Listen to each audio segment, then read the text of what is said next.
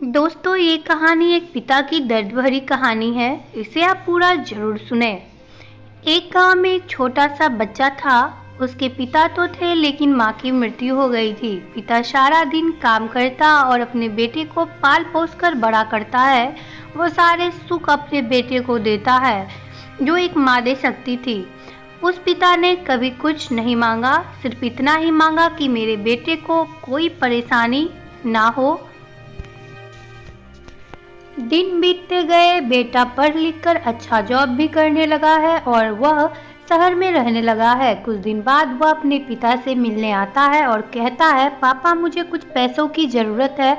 मैं चाहता हूँ कि शहर में मैं ही ज़मीन लेकर अपना घर बना लूँ। पिता इस बात को सुनकर बहुत खुश होते हैं, सोचते हैं कि मेरा बेटा है, एक ना एक दिन नाम करेगा। जिंदगी भर की बचाई हुई पूंजी को निकालकर अपने बेटे को दे देते हैं। बेटा शहर चला जाता है और उन पैसों से अपना घर बना लेता है। पिता इधर इंतजार करता रहता है कि मेरा बेटा फिर से आएगा, एक ना एक दिन तो मेरे पास आएगा ही। जाएगा कहाँ? उसके पास अब कोई नहीं जाता था, क्योंकि ना ही अब उस पिता के पास पैसे थे और ना ही रहने का जगह था। कुछ दिन बाद बेटा फिर लौटकर आता है और अपने पिता से कहता है, पापा अब आप दादाजी बनने वाले हैं। पिता को बहुत खुशी होती है। इस बात को सुनकर वह कहते हैं, तुम मुझे मेरी बहू और पोते से कब मिलवाएगा? बेटा कहता है, बस पापा थोड़े दिन और। पापा मुझे कुछ पैसों की ज़रूरत है, क्योंकि आजकल थोड़ा जॉब में खींच बीच हो रहा है, जिसके कारण से मुझे कुछ दिन के लिए सस्पेंड कर दिया गया है। पिता के पास कुछ नहीं रहता है देने के लिए, लेकिन फिर भी कहता है, अच्छा बेटा तू रुक, मैं अभी आया। कुछ पैसों का बंदोबस्त करके पिता बाद में महाजन से कुछ पैसे उधार लेकर अपने बेटे को दे देता है और बेटा पैसे लेकर शहर चला जाता है।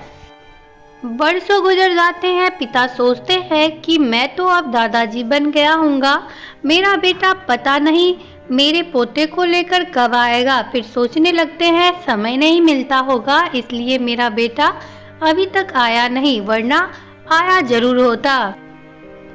तब तक महाजन 2-3 आदमी को लेकर उस पिता के घर पर आता है और कहता है कि आपके वादे के मुताबिक मैं पूरे 3 महीने बाद आया हूँ अपने पैसे ले जाने। पिता कहते हैं, मेरे पास पैसे नहीं है देने के लिए। महाजन कहता है, जब पैसे देने नहीं थे तो आपने मुझसे उधार क्यों लिया?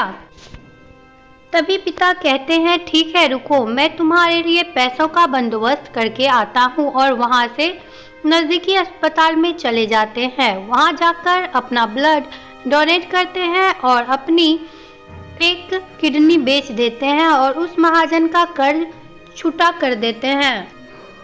किडनी बेचने के बाद उनकी स्थिति और भी खराब हो जाती है और वह उस राह में जी रहे होते हैं कि मेरा बेटा एक दिन आएगा जरूर। इस आस में जीते जीते एक दिन पिता की मृत्यु हो जाती है, परंतु उस बेटे को अपने पिता को आग देना भी नसीब नहीं हुआ।